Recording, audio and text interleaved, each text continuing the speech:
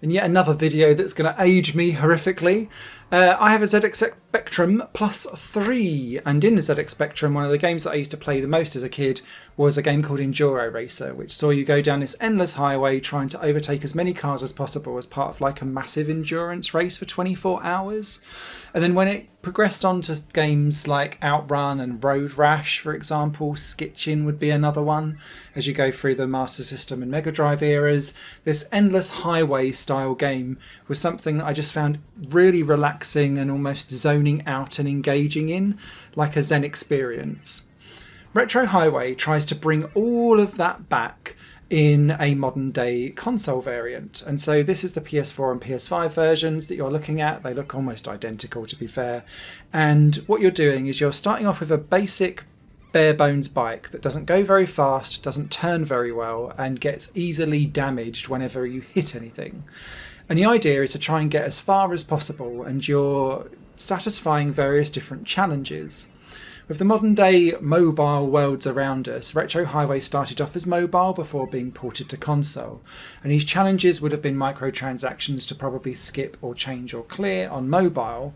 On console, it's around collecting enough coins so that you can either decide to clear them or just satisfy their intent. In order to do this is about just constantly replaying and seeing how far you can get, matching the challenges such as collecting coins, doing enough jumps, bouncing off the top of vehicles when you do jump and land on them. Sometimes it's ways of like hitting a sign or hitting the top of a bridge. So it's different ways to like end your score and die in the game so that you respawn in a different way. Or it could be like some specific level specific stuff. So on one level there's wind, so you need to kind of survive the windy gales without being like blown off the road into a road sign or something like that.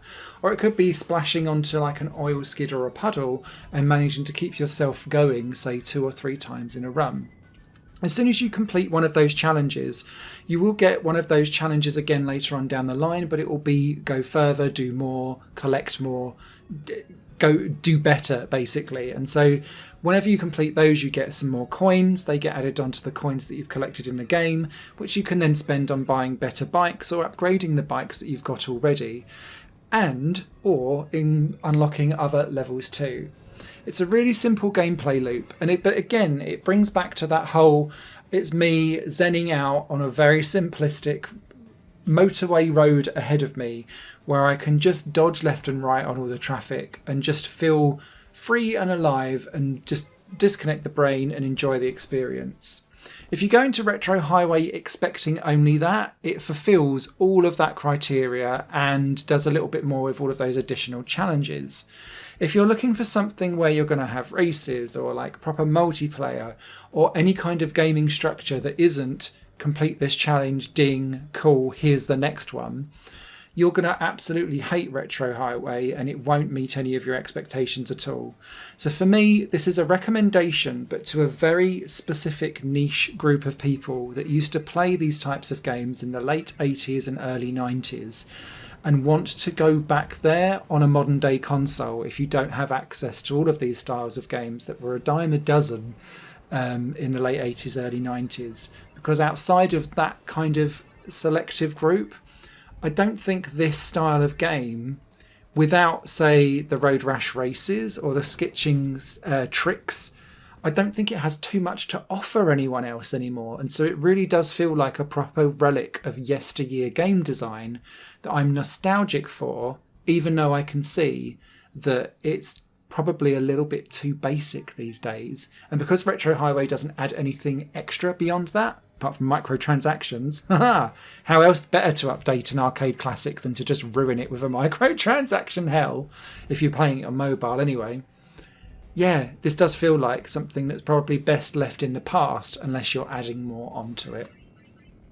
Written review over on highplanegames.com. Hope that was informative. Comment below if you've got any of these types of games that you remember playing as a kid in the 80s and 90s, and I'll be interested to see what names pop up. Take care.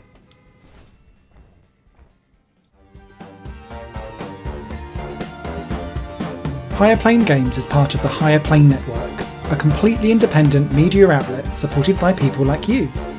The goal is to create the best possible content that cultivates a richer indie scene for games as well as music and entertainment. To find out more and to get involved, visit patreon.com/HigherPlaneNetwork. Your support makes all the difference, and in return you'll gain access to bonus content and downloads. Thank you for watching.